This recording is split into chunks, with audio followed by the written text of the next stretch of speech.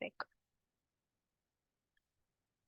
Directive का mean मतलब क्या हुआ अभी, डायरेक्टिव यानी कि आपको HTML पेज के ऊपर डेटा किस तरह से डिस्प्ले करना है वो हम सीखेंगे डायरेक्टिव में। तो directive is nothing but it help to present और व्यू अवर डेटा। जैसे आपको डायरेक्टिव में भी टाइप्स ऑफ डायरेक्टिव दिए हैं, स्ट्रक्चरल डायरेक्टिव है, एट्रीब्यूट डायरेक्टिव है। ठीक है। तो स्ट्रक्चरल डायरेक्टिव मींस जो हम यूज करेंगे डॉम मैनिपुलेशन करने के लिए, यानी कि HTML के पेज पर आपका डेटा किस तरह से डिस्प्ले करना है। अगर किसी टैग को ऐड करना है, रिमूव करना है किसी एलिमेंट को, तो वो हम कर सकते हैं स्ट्रक्चरल डायरेक्टिव की हेल्प से। और structural directive is nothing but conditional statement, जो आपने जावास्क्रिप्ट में कंडीशनल स्टेटमेंट किए रहेंगे, if, else, switch case, for loop. ठीक है, ये सारे हमारे कंडीशनल स्टेटमेंट है ना, इन्हीं को हम एंगुलर में क्या कहते हैं, डायरेक्टिव, स्ट्रक्चरल डायरेक्टिव इन्हें हम कहा जाता है। मतलब जावा आप HTML के पेज के ऊपर भी हम कंडीशंस दे सकते हैं। देखो, लॉजिक लिखने का काम हम कहाँ पर करते हैं, टाइप स्क्रिप्ट के फाइल में, यानी कि हम JS में करते हैं लॉजिक का काम। But with the help of structural directive वही काम हम अपने HTML के पेज पे भी कर सकते हैं। तो स्ट्रक्चरल डायरेक्टिव के अंदर आपके पास ng if, ng switch, ng for same काम करेगा जैसे आपने if else switch case for loop का यूज किया था। सिर्फ स्ट्रक्चरल डायरेक्टिव अगर आप लिखते हो तो उसे हम स्टार्ट करते हैं एस्ट्रिक के साइन से, ये साइन से हम स्टार्ट करेंगे स्ट्रक्चरल डायरेक्टिव। तो एस्ट्रिक एनजी इफ, या आप स्टार कह सकते हो उसे, star NG switch, star NG for. ठीक है, तो पहले हम देख लेते हैं how to use a structural directive practically. तो VS कोड में आ जाते हैं। अब यहाँ पे मैं नया कंपोनेंट बना लेती हूँ डायरेक्टली यहाँ से ही। न्यू कंपोनेंट अगर हमें जनरेट करना है तो उसके लिए क्या कमांड लिखूं मैं यहाँ पे, कोई बताओ। NGGC जी और जी सी, कंपोनेंट का नाम। कंपोनेंट का नाम। तो यहाँ पर मैं डायरेक्टिव, डायरेक्टिव्स ही लिख लेती हूँ और एंटर। NGGC डायरेक्टिव, तो हमें वो 4 फाइल्स क्रिएट करके दे देगा। तो ये बन गया हमारा कंपोनेंट। कंपोनेंट को HTML के पेज पे, मतलब कंपोनेंट को ब्राउजर पे दिखाने के लिए क्या करेंगे, कंपोनेंट TS में जाएंगे, यहाँ से ऐप डायरेक्टिव्स सिलेक्टर का नाम कॉपी करेंगे और component dot H T M L app HTML में। कंपोनेंट। हाँ, तो इसको थोड़ी देर के लिए मैं हाइड कर देती हूँ, कमेंट कर देती हूँ, और बस ये एक ही हम शो कर देते फिलहाल के लिए। और ठीक है। अपने पेज को कर लेते यहाँ से NG सर्फ -o। NGS भी लिखोगे तो भी चलेगा।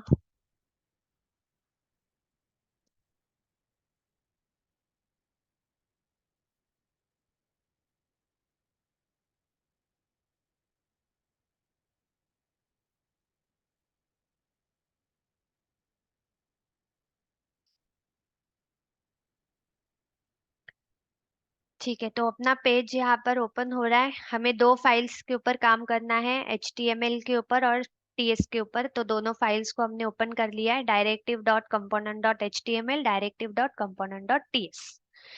ठीक है, तो ये डायरेक्टिव वर्क्स पेज हमारा लोड हो गया। तो अभी सपोज यहाँ पर सबसे पहले हम यूज करेंगे स्ट्रक्चरल डायरेक्टिव में ng if का।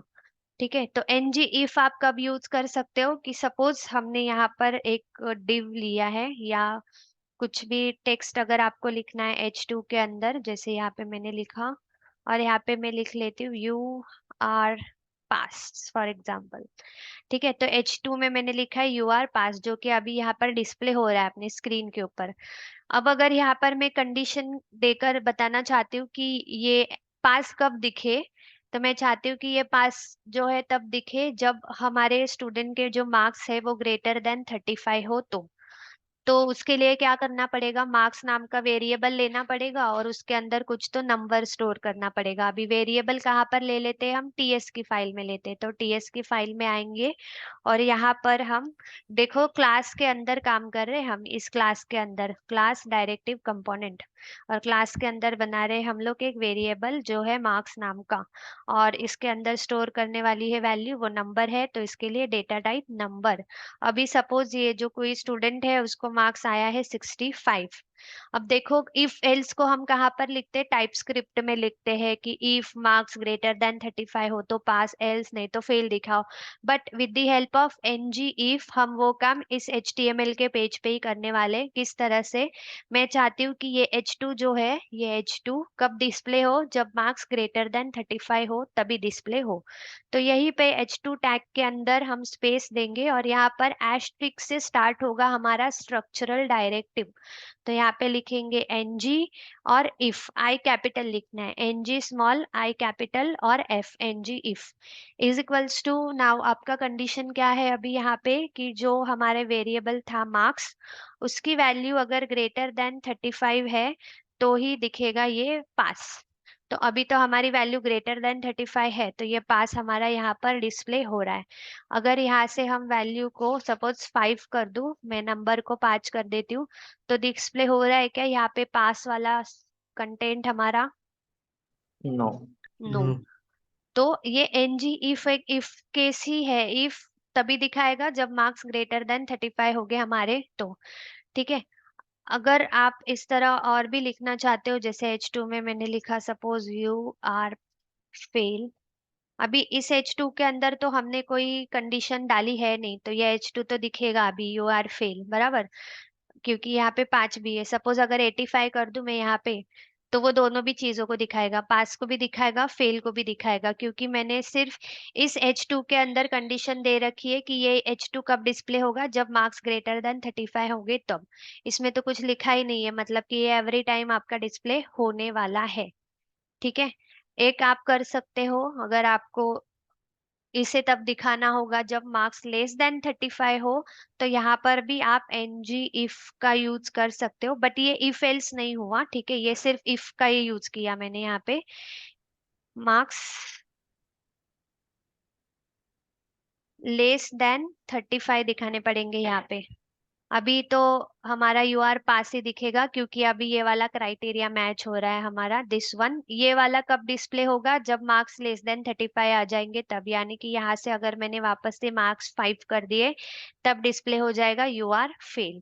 कुछ इस तरह से। अब ये इफ एल्स नहीं हुआ है, इसे अगर आपको इफ एल्स में कन्वर्ट करना होगा ना, तो क्या करना पड़ेगा, सी, ये एनजी इफ हटा देती हूँ, ये यहाँ तक था हमारा पार्ट, ये मैंने यहाँ पे लिख दिया इफ। एल्स में इसे डालना है हमें, इसे हम कंट्रोल एक्स करके कट कर लेते हैं। अब यहाँ पर ना एल्स का कंडीशन लिखने के लिए आपके पास एक टैग है HTML टेम्पलेट करके, HTML सॉरी, NG-टेम्पलेट लिखना है आपको यहाँ पे। ठीक है, NG-टेम्पलेट, इसमें हम लिखते हैं एल्स का कंडीशन, मतलब एल्स का जो पार्ट है वो, तो उसे मैं पेस्ट कर देती हूँ यहाँ पे। एनजी इफ, ये इफ की कंडीशन पे चलेगा, और एल्स के लिए ये चलेगा यू आर फेल। बट इसमें भी आपको क्या करना है, यहाँ पर एक आईडी बनाना पड़ेगा। जैसे सपोज फेल है तो एफ नाम का मैं कुछ तो आईडी बना देती हूँ, और इस आईडी को, एफ को हम यहाँ पे पास करेंगे एल्स में, एल्स एफ। अब इसका क्या मीनिंग हो जाएगा कि H2 NG इफ मार्क्स अगर ग्रेटर देन 35 हुए तो ये यू आर पास को प्रिंट करो, एल्स इस F को प्रिंट करो, और इस F नाम की आईडी के अंदर हमने दे रखा है H2, तो वो H2 को प्रिंट करेगा। अभी हमारा रिजल्ट यहाँ पे फेल डिस्प्ले हो रहा है, जैसे ही ग्रेटर देन 35 करेंगे तो रिजल्ट को डिस्प्ले करेगा पास। मतलब एज पर योर चॉइस, आपको 2 टाइम NG इफ लिखना है तो वैसे कर सकते हो, एल्स पार्ट को दिखाने के लिए या तो फिर NG टेम्पलेट का यूज कर सकते हैं। ठीक है। तो ये हो गया हमारा फर्स्ट वाला structural directive NG if. NG if में किस डिव को कब दिखाना है वो आप काम कर सकते हो। ठीक है, और कंडीशन जो भी रहेगा आपका वो आप यहाँ पे अप्लाई कर सकते हो। फिर उसके बाद हम लोग देख लेते हैं NG फॉर। NG फॉर, तो यहाँ पर अभी NG फॉर के लिए आपको क्या करना है, फॉर एग्जाम्पल कि यहाँ पर TS के फाइल में आते हैं।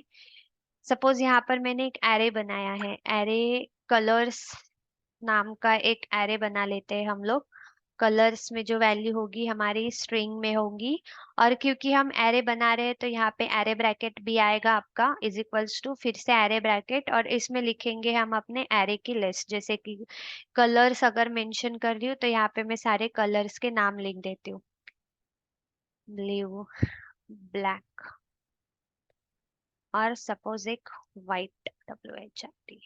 ठीक है, इस तरह से एरे बनता है टाइप स्क्रिप्ट में कि कलर्स, उसके अंदर स्ट्रिंग लिख रहे हो और एरे बना रहे हो, तो डेटा टाइप में आपको एरे भी मेंशन करना है, एरे का साइन इज इक्वल्स टू और जो भी आपकी लिस्ट है वो। अभी हमें क्या करना है, इस एरे को प्रिंट करना है HTML पेज के ऊपर। मतलब ये तो मैंने टाइप स्क्रिप्ट में बनाया है, इसे मुझे HTML के पेज पे डिस्प्ले करना है, अलग अलग नाम एक के नीचे एक इस तरह से आने चाहिए। तो उसके लिए हम यूज करेंगे ng का। तो अगेन सपोज मैं यहाँ पर कोई भी टैग ले लेती हूँ, जैसे कि पैराग्राफ अगर ले लेते हैं हम लोग यहाँ पे। इस पैराग्राफ के अंदर ng लिखेंगे, ng is equals to double quotes में। अब यहाँ पर आपको क्या करना है, लेट सपोज कलर्स बनाए हैं ना मैंने यहाँ पे, तो सपोज COL या कुछ भी एक वेरिएबल ले लो, let see of suppose colours. Colour लिखा है या कलर्स लिखा है, सेम वेरिएबल का नाम जो है आपका यहाँ पर होना चाहिए। आई थिंक अगर जावास्क्रिप्ट में किसी ने फॉर ऑफ लूप का यूज किया रहेगा तो उनको ये चीज पता रहेगी। एक second. Late see of colours हमने लिया, मतलब अभी क्या हुआ है कि इस कलर्स के अंदर हमने यहाँ पे टाइप स्क्रिप्ट के फाइल में इस कलर्स के अंदर जो भी एरे बनाया है, वो एक एक वैल्यू जो है ना वो इस सी के अंदर आएगी। और अभी हम इस पैराग्राफ के अंदर उस सी को डिस्प्ले करेंगे। तो कैसे डिस्प्ले करेंगे, अगर TS का डेटा HTML पे दिखाना है तो इंटरपोलेशन करके दिखा सकते हैं यहाँ पे। तो आपको इंटरपोलेशन का साइन लेना है, और सपोज मैंने यहाँ पर डिस्प्ले किया सी की वैल्यू को। तो यहाँ पे एक बार चेक कर लेते हैं, देखो आपकी सारी लिस्ट प्रिंट हो गई यहाँ पे, red pink blue black white. जो मैंने यहाँ पर एरे बनाया था, कलर्स नाम का एरे जो बनाया था, उसको अगर हमें HTML के पेज पे डिस्प्ले करना है तो हम ng के लूप से, सॉरी ng के जरिए दिखा सकते हैं। बस उसके लिए आपको क्या करना है, लेट एक वेरिएबल बनाना है, कोई भी नाम का वेरिएबल बनाओ। ऑफ यानी कि अभी इस कलर्स के अंदर जितनी भी वैल्यू रहेगी वो एक एक करके इस सी के अंदर आएगी, एक लूप की तरह एक एक वैल्यू इसके अंदर आएगी। और यहाँ पे वो आपको एक एक वैल्यू को प्रिंट करके दिखाएगा। अगर आप इसे पैराग्राफ की जगह किसी और फॉर्मेट में डिस्प्ले करना चाहते हो, अगर आप लिस्ट में डिस्प्ले करना चाहते हो या टेबल के फॉर्मेट में उसको डिस्प्ले करना चाहते हो तो वैसे भी कर सकते हो। अगर आपको लिस्ट में डिस्प्ले करना है तो क्या करना पड़ेगा, जैसे कि मैंने एक UL लिया और एक LI लिया सपोज यहाँ पे। ठीक है, एक UL लिया है हमने और एक LI लिया है। अभी यहाँ पर LI के अंदर हमें डिस्प्ले करना है, किस चीज को डिस्प्ले करना है LI के अंदर। सपोज अगेन मैं यहाँ पर पहले ng लगाना पड़ेगा, UL के अंदर ng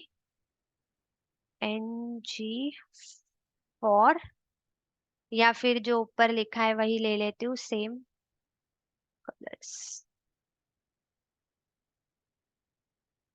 और यहाँ पे हम LI के अंदर प्रिंट करेंगे सी के अंदर की एक एक वैल्यू को। ठीक है, तो सी यहाँ पे आपका लिस्ट भी बन गया, अभी लिस्ट के फॉर्मेट में डिस्प्ले हो रहा है वो। ठीक है, मतलब हमने UL टैग के अंदर ng का इस्तेमाल किया और एक एक वैल्यू मुझे लिस्ट आइटम में दिखानी थी, तो इसीलिए हमने वो सी को कहाँ पर इंटरपोलेट करके दिखाया, LI के अंदर दिखाया। यही चीज अगर आपको टेबल के फॉर्मेट में दिखानी है, मतलब टेबल में दिखानी है, तो आप यहाँ पर एक टेबल टैग भी ले सकते हो। टेबल के अंदर हम लोग क्या लेते हैं, TR एक रो लेना होगा हमें तो। और सपोज एक TH ले लेती हूँ पहले, कि मुझे हेडिंग भी लिखना रहेगा ना, तो मैं यहाँ पे हेडिंग भी लिख लेती हूँ कलर्स करके। ठीक है, ये हो गया मेरा एक रो, और जिसके अंदर हमने एक हेडिंग लिख ली कलर्स नाम की। ठीक है, अभी इसी के नीचे एक और रो ले लेती हूँ, TR। और उसके अंदर हमें अभी ये अलग अलग रो में डिस्प्ले करना है, एक के नीचे एक, तो एक ही TD ले लेते हैं बस हम लोग। अब ये देखो, ये सेकंड वाला जो रो है ना, इस सेकंड वाले रो में से आपको वैल्यूज को दिखाना है, तो आपका जो ये ng वाला जो स्ट्रक्चरल डायरेक्टिव है वो आपको इस TR के अंदर डिस्प्ले करना होगा, और उस वैल्यू को इंटरपोलेट करके डिस्प्ले करना होगा इस TD के अंदर। ठीक है, अभी इसको बॉर्डर दे देते हैं हम लोग टेबल को, यहाँ से बॉर्डर इज इक्वल्स टू 1। तो अभी ये हमारा डेटा टेबल के फॉर्मेट में भी डिस्प्ले हो पा रहा है। हमने बस क्या किया, एक टीआर लिया जिसमें हेडिंग के लिए मैंने टीएच कलर्स लिखा, इसमें कुछ करना नहीं था, इसमें सिंपली टेक्स्ट दिखाना था। जो सेकंड वाली रो है हमारी, सेकंड वाली रो, उसके अंदर एक एक टीडी के अंदर वो वैल्यू आती रहेगी। टीडी अपने आप ये हमें नीचे बनाने की जरूरत नहीं है कि मेरे पास 1 2 3 4 5 कलर है तो मैं 5 टीडी लूँ और 5 बार सी को प्रिंट करूँ। ऐसी जरूरत नहीं है, क्योंकि ये एक फॉर लूप की तरह ही काम करता है। एक एक वैल्यू को सी में डालेगा और एक एक वैल्यू को प्रिंट करके भी आपको यहाँ पे दिखा देगा। तो ये तो हमने एरे देख लिया कि सपोज ये तो हमारी एरे की वैल्यू को प्रिंट करके दिखा रहा है। क्या ये हमारी ऑब्जेक्ट की वैल्यूज को प्रिंट करके दिखा सकता है, ये भी देख लेते हैं। क्योंकि देखो, अगर आपको बैकएंड से डेटा मिलता है, जैसे आपको एक एम्प्लॉय का डेटा मिला, अलग अलग आपके पास 5 एम्प्लॉयज का डेटा आया जिसमें आपको बैकएंड से मिला है उसका आईडी, उसका नेम, ईमेल आईडी, सैलरी, और उस डेटा को अभी आपको दिखाना है वेबसाइट में आपके। तो एचटीएमएल के पेज पे किस तरह से दिखाओगे आप उसको। तो अभी तो हमारे पास बैकएंड से कोई डेटा है नहीं, कोई एपीआई है नहीं हमारे पास, तो हम बना लेते हैं खुद का एक शॉर्ट डेटा। जैसे कि अगर एम्प्लॉय का डेटा बनाना है तो मैं यहाँ पे employ string array of object बना रही हूँ हमें। मतलब मुझे मल्टीपल एम्प्लॉयज का डेटा स्टोर करना है ऑब्जेक्ट के फॉर्मेट में। तो यहाँ पे बस हम लोग बना लेते हैं, ये साइन डालने की शायद जरूरत नहीं है अभी। ठीक है, ये हमने बना लिया। यहाँ पे एरे एम्प्लॉय है क्या पहले से ही? ठीक है, यहाँ पे हम एरे का साइन डाल देते हैं। एम्प्लॉय स्ट्रिंग एरे बना रहे हैं हम लोग, या फिर स्ट्रिंग की जगह मैं यहाँ पे एनी लिख देती हूँ, ताकि मुझे अगर आईडी भी लिखना है, नेम भी लिखना है, मतलब नंबर और स्ट्रिंग दोनों को भी हम स्टोर कर पाएंगे अभी। तो एम्प्लॉय एनी एरे बना रहे, इसलिए एरे का साइन इज इक्वल्स टू, वापस से हमने एरे ब्रैकेट दिया है, देखो यहाँ पे नीचे ले लेती हूँ अच्छे से एरे ब्रैकेट। अब इसके अंदर क्या बनाने, ऑब्जेक्ट बनाने, मुझे मल्टीपल ऑब्जेक्ट बनाने हैं। देखो ये इसमें एक ऑब्जेक्ट बनेगा ईएमपी आईडी, सपोज इसमें मुझे आईडी लिखना है, नंबर, ये लिखने की जरूरत नहीं है इसमें। ईएमपी आईडी सपोज मैंने लिखा 12, कॉमा, अभी उसका फर्स्ट नेम भी लिख लेते हैं, फर्स्ट नेम जैसे कि राज, कॉमा, उसका ईमेल आईडी लिखना होगा तो raj@gmail.com। ठीक है, अब ये हो गया हमारे पास एम्प्लॉय का एक डेटा। वैसे ही हम इसको कॉपी करके कॉमा एक और बारी पेस्ट कर लेते हैं। देखो कॉपी पेस्ट किया है मैंने, सिर्फ ये मेरा एक ऑब्जेक्ट हो गया, मतलब एक एम्प्लॉय का डेटा हो गया। आपको एक और एम्प्लॉय का डेटा लिखना है, कॉमा देके वापस करली ब्रेसेस ओपन करके फिर से आपको किसी एक और एम्प्लॉय का आईडी लिखना पड़ेगा जो आपको चाहिए। फिर से आपको उसका फर्स्ट नेम, जो दूसरा आपका एम्प्लॉय रहेगा, क्या आपको नेम चाहिए वो, और उसका ईमेल आईडी क्या होना चाहिए वो। सबकी की वैल्यूज जो है ये सेम होनी चाहिए, ये याद रखना। ठीक है, और यहाँ पर पूजा स्ट्रिंग है ना, पूजा@gmail.com। ठीक है, तो देखो मैंने बस दो ही एम्प्लॉय का डेटा बनाया है एरे के फॉर्मेट में, एरे ऑफ ऑब्जेक्ट, यानी कि एरे में मैंने मल्टीपल ऑब्जेक्ट को स्टोर किया है। अब हम चाहते हैं कि इस डेटा को हम HTML के पेज पे डिस्प्ले करें। HTML के पेज पे यहाँ पर डिस्प्ले करना है। टेबल के फॉर्मेट में डिस्प्ले कर सकते हो, या फिर सिंपली इस तरह से डिस्प्ले करना है तो कर सकते हो। पहले हम देख लेते हैं सिंपली कैसे करना है। तो यहाँ पे सपोज मैंने एक H2 टैग ले लिया। ठीक है, इस H2 टैग के अंदर हम लिखेंगे अपना ng for is equals to, एक वेरिएबल लेंगे लेट। अभी एम्प्लॉय है हमारे पास तो emp नाम का मैं बना लेती हूँ वेरिएबल, emp ऑफ, हमारा उस वेरिएबल का नाम जो था ना वो सेम लिखेंगे। यहाँ पे क्या लिखा है मैंने, एम्प्लॉय लिखा है, या एम्प्लॉयज कर देती हूँ, मल्टीपल एम्प्लॉय है तो यहाँ से करेंगे कॉपी और इसे पेस्ट कर देते हैं यहाँ पे। तो लेट emp ऑफ एम्प्लॉयज, मतलब अब एम्प्लॉयज के अंदर जो भी वैल्यूज रहेगी, जो भी ऑब्जेक्ट, जितने भी ऑब्जेक्ट रहेंगे, एक एक ऑब्जेक्ट जो है वो इसके अंदर आता रहेगा, इस emp के अंदर। और अभी हम इस ईएमपी को यहाँ पर प्रिंट कर लेते हैं बस। ईएमपी एरर क्या दिखा रहा है अभी हमारे पास? एम एम्प्लॉइज, इसको सेव। ओके, सेव नहीं किया था शायद मैंने टीएस की फाइल को। अभी चेक कर लेते एक बार यहाँ पे। देखो अभी डेटा तो आ गया है, बट ऑब्जेक्ट ऑब्जेक्ट उसने क्या रिटर्न किया है यहाँ पे? ऑब्जेक्ट, क्योंकि हमारे ईएमपी के अंदर हमने कुछ फील्ड भी लिखी है ना। अभी तो उसने देखो एक ऑब्जेक्ट प्रिंट करा दिया, दूसरा ऑब्जेक्ट प्रिंट करा दिया, उसके अंदर की फील्ड लिखनी है आपको। ईएमपी आईडी, फर्स्ट नेम, ये सारी चीजें अगर आपको दिखानी है ना, तो आपको इस तरह लिखना पड़ेगा। ईएमपी डॉट, फिर आपका ईएमपी आईडी अगर आपको डिस्प्ले करना है तो इस तरह लिखो, ईएमपी आईडी। तो देखो यहाँ पे अभी आईडी डिस्प्ले कर रहा है 12 और 13। उसी के आगे हम चाहिए तो एक और बार ये इंटरपोलेशन करके दिखा सकते हैं। ईएमपी डॉट और क्या क्या चीजें अपने पास, फर्स्ट नेम है, उसी के आगे स्पेस देके। Hello ma'am. हाँ। एक इसमें नहीं दिखा सकते क्या आप? हाँ, एक इसमें नहीं दिखा सकते क्या? एक इसमें कैसे दिखेगा? आपके पास ईएमपी एम्प्लॉय नाम का जो ऑब्जेक्ट आपने बनाया, एम्प्लॉय नाम का जो एरे आपने बनाया, ठीक है, उस एम्प्लॉयज के अंदर आपके पास कितने ऑब्जेक्ट है? 2 ऑब्जेक्ट है। जब तक हमने ये लिखा नहीं था डॉट दे के, जब तक हमने ये EMP ID first name EMP नहीं दिखा था, तब तक वो आपको क्या दिखा रहा था? ऑब्जेक्ट ऑब्जेक्ट, मतलब आपका ऑब्जेक्ट है आपके एरे के अंदर, वो दिखा रहा है। बट उसके अंदर आपने कुछ वैल्यूज भी पास करके रखी है ना, EMP ID, first name, email ID. अगर वो भी चीजें आपको दिखानी है तो वो आपको लिखनी पड़ेगी यहाँ पे। और आप एक ही बारी लिख रहे हो तो देखो, राज का भी नाम आ गया, पूजा का भी नाम आ गया। आप ईमेल भी लिखोगे, ईमेल मैंने किस तरह लिखा है? ईमेल आईडी लिखा है। तो यहाँ पर आपको ईमेल आईडी भी प्रोवाइड करना पड़ेगा, तब आपका ईमेल आईडी भी दिखेगा। अब ये तो मैंने किस फॉर्मेट में दिखाया? मैंने H2 में दिखाया है, सी H2 के अंदर हमने दिखाया है। बट ये इतना आप डेटा, अगर आपके पास बैकएंड से डेटा आता है एम्प्लॉयज का, तो आप इस तरह से तो नहीं दिखाओगे उसे, ऑब्वियसली किसी टेबल के फॉर्मेट में ही दिखाओगे। तो इस डेटा को हमें रिप्रेजेंट करना है टेबल में। सी आपको ना आगे काम क्या रहेगा वो मैं आपको बता देती हूँ, ताकि आपको ये पता चले।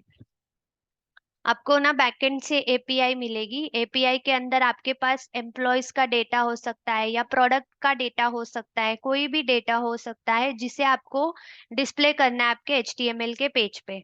अब उस एचटीएमएल के पेज पे आप डिस्प्ले करोगे तो सपोज कुछ इस तरह से आप डिस्प्ले करोगे कि यहाँ पर अगर कुछ नंबर लिखा है तो वो नंबर आएगा, प्रोडक्ट नंबर सपोज।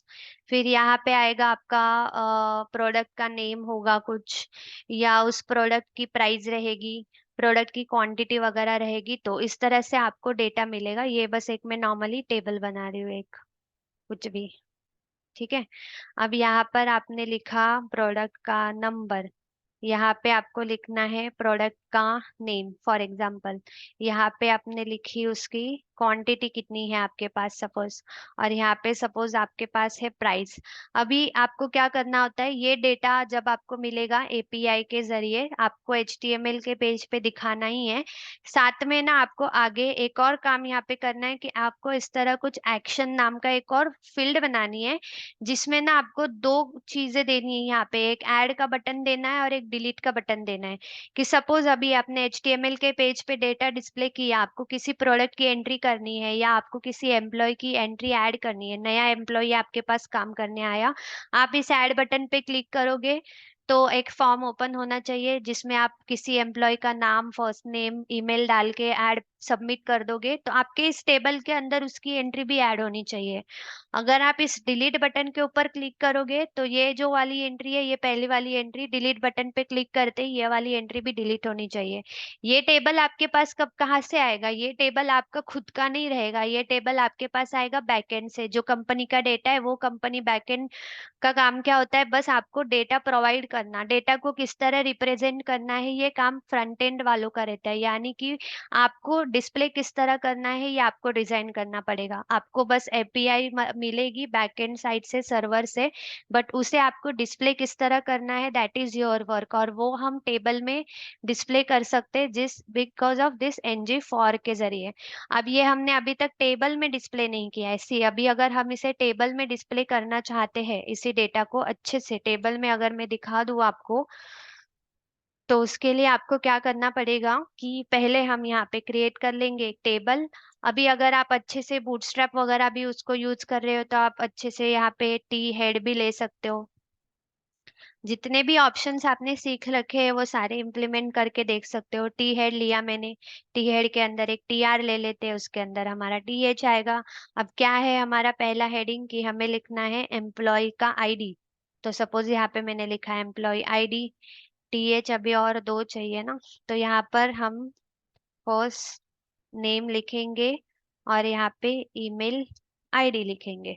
ये तो बस मेरा हेडिंग का काम इस टी हेड में हो गया। Now in T body, T R आएगा एक, और उस टी आर के अंदर एक टीडी ले लेती हूँ मैं।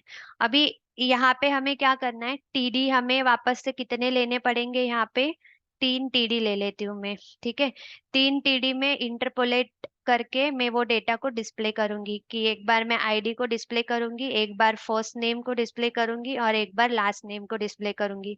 बट यहाँ पे मुझे वेरिएबल का मतलब नाम पास करना है ना जिसके अंदर मेरे पास डेटा है, तो वो मुझे इस रो के अंदर क्रिएट करना पड़ेगा। यहाँ पर NG, NG for is equals to let, वापस सपोज मैं वही ले लेती हूँ, ईएमपी ऑफ हमारे उस वेरिएबल का नाम है एम्प्लॉयज जिसमें डेटा है। अब यहाँ पे मुझे पास करना पड़ेगा ईएमपी डॉट हमारा ईएमपी आईडी, फिर यहाँ पे भी लिखना पड़ेगा ईएमपी डॉट फर्स्ट नेम, और यहाँ पे ईएमपी डॉट ईमेल आईडी। ठीक है, इस तरह से आपको डेटा रिप्रेजेंट करना है। देखो अभी ये टेबल के फॉर्मेट में तो आ गया है, टेबल को बॉर्डर वगैरह देना रहेगा तो टेबल में आके हमने अभी तक वो यहाँ इसमें बूटस्ट्रैप भी नहीं किया है, नहीं तो हम अच्छे से बना लेते और। ठीक है, बन गया डेटा टेबल के फॉर्मेट में। तो आपको इस तरह से डेटा मिलेगा, डेटा मिलेगा और उसको आपको डिस्प्ले करना होगा एचटीएमएल के पेज पे। तब कैसे करोगे, उसके लिए हम डायरेक्टिव का यूज करते हैं कि हमारा डेटा फ्रंट एचटीएमएल के पेज पे, यानी डॉम, डॉम का मतलब क्या हुआ, डॉक्यूमेंट ऑब्जेक्ट मॉडल, डॉम के ऊपर किस तरह से आप उसको डिस्प्ले करना चाहते हो वो आप कर सकते हो with the help of directive. ये बहुत काम की चीज है, याद रखना। फॉर ऑफ लूप आगे आप इसका यूज करने वाले हो। तो हमने बस क्या किया है, सिंपली टाइप स्क्रिप्ट के अंदर मैंने एक एरे ऑफ ऑब्जेक्ट बना लिया एम्प्लॉयज का, और उस एरे को हमने एक एक करके एक एक टीडी के अंदर प्रिंट करके इस तरह से दिखाया।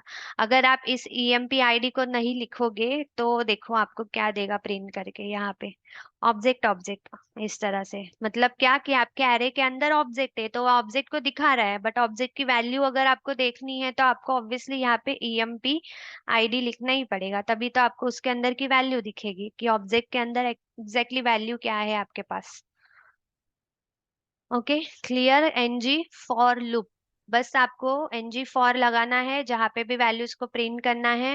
वेरिएबल बनाना है, वेरिएबल ऑफ किस चीज का, उस वेरिएबल के अंदर जो भी एरे आपने बनाया होगा एरे के अंदर की वैल्यू एक एक जाएगी और इंटरपोलेशन की हेल्प से हम उस वैल्यू को डिस्प्ले करेंगे। क्लियर है? Yes ma'am. हाँ। तो यस अब मैम। अभी स्ट्रक्चरल डायरेक्टिव में हमारा एक बचा है एनजी स्विच। ये सेम ही है एनजी स्विच जिस तरह से आपने जावास्क्रिप्ट में किया था स्विच केस का यूज, कि एक रहेगा तो क्या चीज डिस्प्ले करो, सेकंड ऑप्शन रहेगा तो क्या डिस्प्ले करो, कुछ इस तरह से ही हम इसमें भी काम करेंगे। तो फॉर एग्जांपल इसी के नीचे, टेबल के नीचे मैं एक डिव ले लेती हूँ, डिव। ठीक है, एक सबसे पहले यहाँ पर एक वेरिएबल डिफाइन कर लेते हैं। सपोज मैं यहाँ पे एक चॉइस नाम का वेरिएबल डिफाइन कर लेती हूँ, और उसमें मैं सपोज एक स्ट्रिंग का वैल्यू स्टोर कर लेती हूँ, मतलब ए।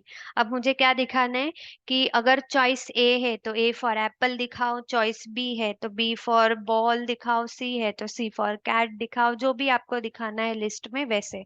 तो अभी मेरा चॉइस यहाँ पे ए है, तो ए में क्या दिखना चाहिए वो हम एचटीएमएल के पेज पे डिस्प्ले कर लेते हैं सबसे पहले।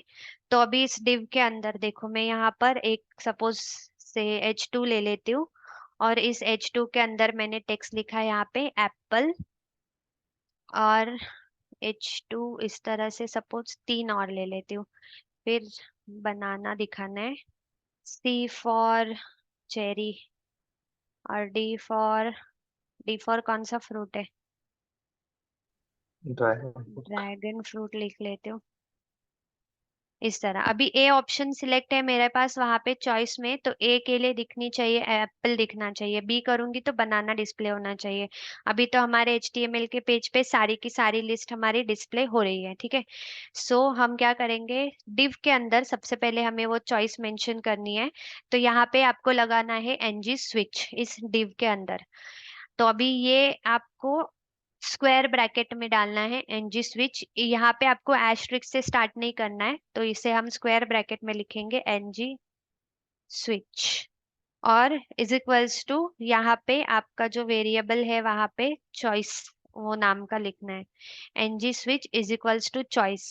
अभी वो केस कहाँ पे चेक करेगा, तो वो केस यहाँ पे चेक होगा एस्ट्रिक। अभी यहाँ पे आपको NG switch case is equals to, अगर ए है तो एप्पल, ठीक है।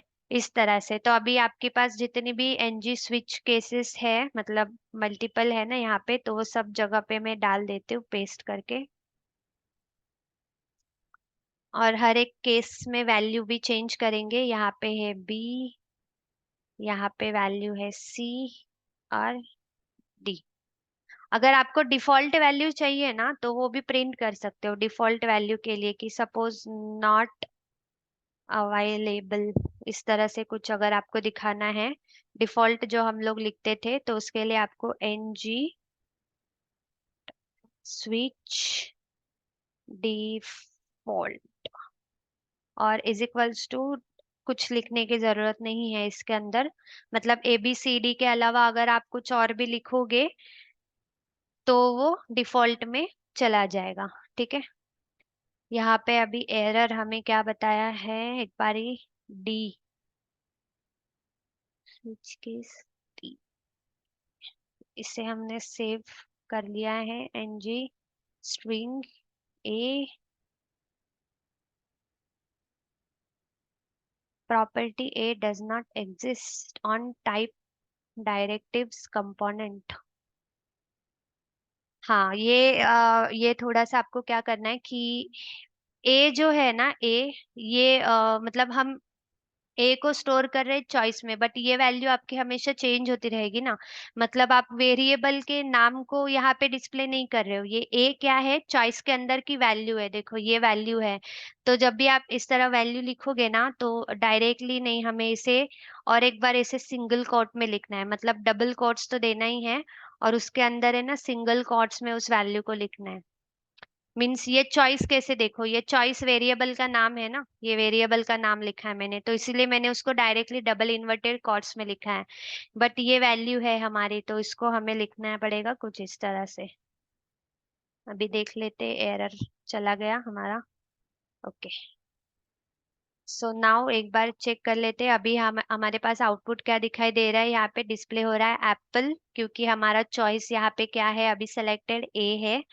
अगर हम यहाँ पर चॉइस कर देते हैं बी, आप यूजर इनपुट भी ले सकते हो यहाँ पे, मतलब मैं यहाँ से C B A B C D change कर रही हूँ ना, आप प्रॉम्प्ट का भी यूज करके कर सकते हो, आपको सिखाया है वो चीज। सी फॉर चेरी, तो इस तरह से आपको वो लिस्ट डिस्प्ले करके दे देगा। अभी इसमें आप अपना लॉजिक लगा के कुछ भी सिलेक्ट टाइप करो, कि सपोज अगर चॉइस मुंबई है तो मुंबई के अंदर की क्या सिटीज दिखनी चाहिए उसका मुझे स्विच केस बनाना है।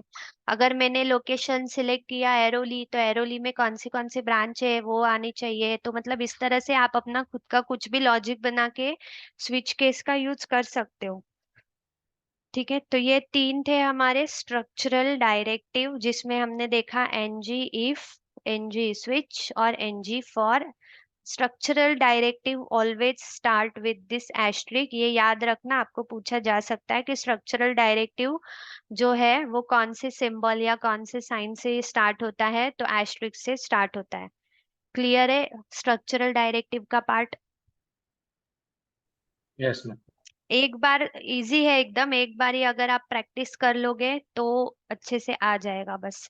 और लॉजिक क्लियर होगा तो प्रैक्टिस करने में भी कोई प्रॉब्लम नहीं आएगा आपको। Now the next one is attribute directive. Attribute directive जो है वो स्टार्ट होता है this square bracket, this will work on the attribute only. Attribute के ऊपर अगर आपको काम करना है, जैसे कि क्लास, स्टाइल, ये सारे एट्रीब्यूट है ना, एनजी क्लास और एनजी स्टाइल, तो ये हो गए आपके एट्रीब्यूट डायरेक्टिव। याद रखना structural directive start with the asterisk and attribute directive start with the square brackets, मतलब इन्हें आपको इस तरह लिखना होता है, ये स्क्वायर ब्रैकेट के अंदर।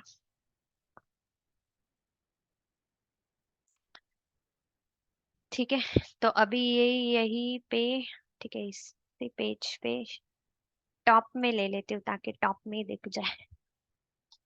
तो यहाँ पे मैंने सपोज एक H1 ले लिया, यहाँ पे लिख लेती हूँ वेलकम टू माय क्लास। ठीक है, अब अगर हमें एनजी स्टाइल का यूज करना है, तो स्टाइल हम लोग कब यूज करते हैं, जब अगर हमें कोई स्टाइल अप्लाई करना है उस चीज के ऊपर, जैसे कि हम लोग यहाँ पे इनलाइन स्टाइल अप्लाई करते हैं ना, स्टाइल लिख के फिर कलर वगैरह जो डालना है वो। तो अगर यहाँ पे अगर एट्रीब्यूट के जरिए आप स्टाइल, मतलब डायरेक्टिव के जरिए, एट्रीब्यूट डायरेक्टिव के जरिए अगर आपको स्टाइल देना है, देन स्क्वायर ब्रैकेट लिखोगे सबसे पहले, HTML टैग के अंदर लिख रही हूँ मैं, H1 के आगे स्पेस देके स्क्वायर ब्रैकेट का यूज करेंगे और यहाँ पे लिखेंगे NG स्टाइल। और इस स्क्वायर ब्रैकेट के बाहर आना है आपको, is equals to, now what, NG style. अभी इसको क्या करना है, मुझे कलर सपोज चेंज करना है, मुझे इसका पर्पल करना है कलर।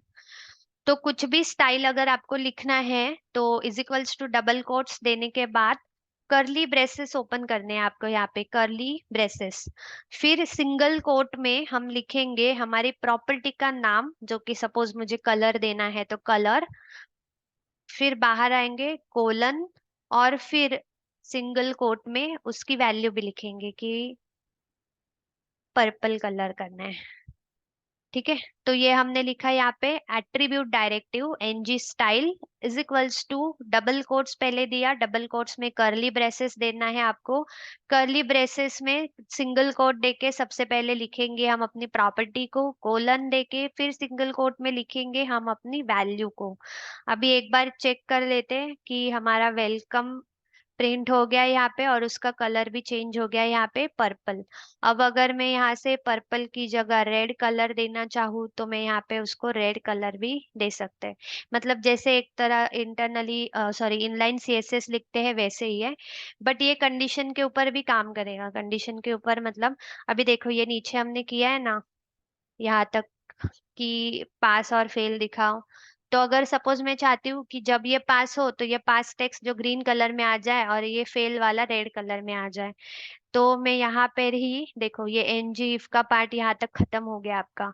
इसी के आगे मैं स्क्वायर ब्रैकेट में एनजी स्टाइल कर देती हूँ is equals to double quotes, फिर करली ब्रेसेस, उसके अंदर मुझे क्या करना है, कलर चेंज करना है तो कलर कोलन फिर सिंगल, और ग्रीन है सॉरी पास है ना तो ग्रीन लिखेंगे यहाँ पे।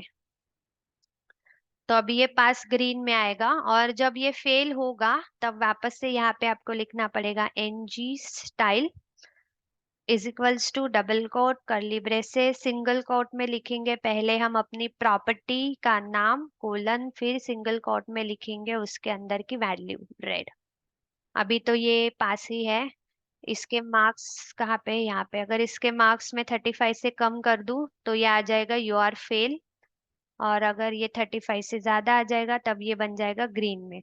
मतलब अभी ये कैसे डायनेमिकली काम कर रहा है ना, जब इसकी वैल्यू चेंज होगी अकॉर्डिंगली ये चेंज होगा टेक्स्ट, और उसी के साथ अकॉर्डिंगली चेंज हो जाएगा उसका कलर भी। और जैसे आपने एनजी स्टाइल का यूज किया, आप एनजी क्लास का भी यूज कर सकते हो उसके लिए। मतलब अगर आपको क्लास का यूज करना है तो उसके लिए क्या करना पड़ेगा, सीएसएस में आके पहले आपको क्लास भी बनाने पड़ेंगे। क्लास बनाने पड़ेंगे मीन्स सपोज मैं यहाँ पे क्लास बना लेती हूँ, डॉट सक्सेस नाम का बना लेती हूँ एक। और इसमें आपको क्या करना है काम, कलर सपोज ग्रीन, और भी कुछ आपको लिखना रहेगा, बैकग्राउंड कलर अगर आपको चाहिए सपोज लाइट ग्रीन।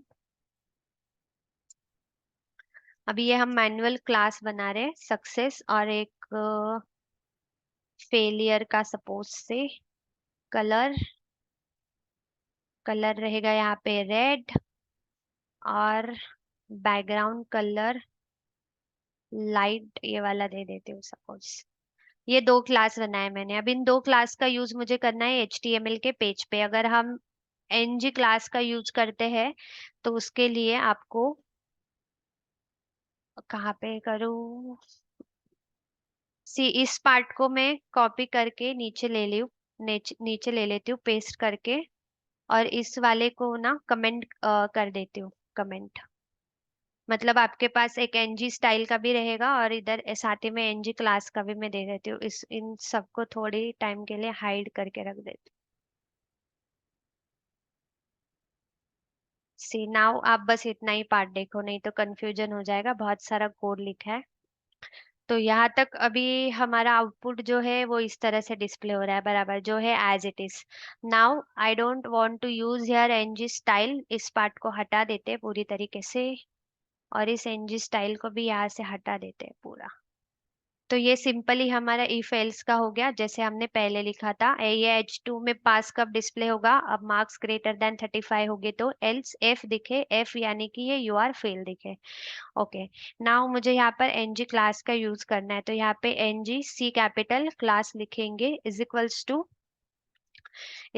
टू लिखने के बाद अभी पास होने के बाद मैं चाहती हूँ कि ये जो है ना सक्सेस, सक्सेस का जो क्लास है वो यहाँ पे मैं लगा दूं। तो डबल कोट्स लिखने के बाद वापस से आपको सिंगल कोट देना है और उसके अंदर आपको लिखना है सक्सेस। और उसी तरह से जब ये फेल हो जाए तब यहाँ पर एनजी क्लास देना है वापस, is equals to double quotes, और सिंगल कोट में लिखेंगे हम फेलियर। चेक कर लेते हैं एक बार, क्लास FAILER बराबर, ठीक है। तो अभी देखो, अभी ये पास है, तो पास है तो सक्सेस में मैंने जो कोड किया है कि कलर ग्रीन हो जाए और बैकग्राउंड लाइट ग्रीन हो जाए, तो वो वाला CSS अप्लाई हो गया। और जब हम यहाँ से उसके मार्क्स को लेस देन 35 करेंगे तो फेलियर वाला जो है वो अप्लाई हो जाएगा उसके ऊपर, ठीक है। तो डायरेक्टिव का यूज हम इसलिए करते हैं, बेसिस ऑन द कंडीशन, हमारे कंडीशन के बेसिस पे HTML के पेजेस पे कुछ तो चेंजेस हो जाए, कुछ चेंजेस डिस्प्ले हो जाए, जैसी कंडीशन में TS में लिखूं उसके अकॉर्डिंगली यहाँ पे चेंजेस हो जाए, तो उसके लिए हम डायरेक्टिव में एनजी स्टाइल एनजी क्लास का यूज कर सकते हैं। ठीक है, क्लियर है। ये हो गए हमारे दो टॉपिक आज के, डायरेक्टिव्स में स्ट्रक्चरल डायरेक्टिव और एट्रीब्यूट डायरेक्टिव।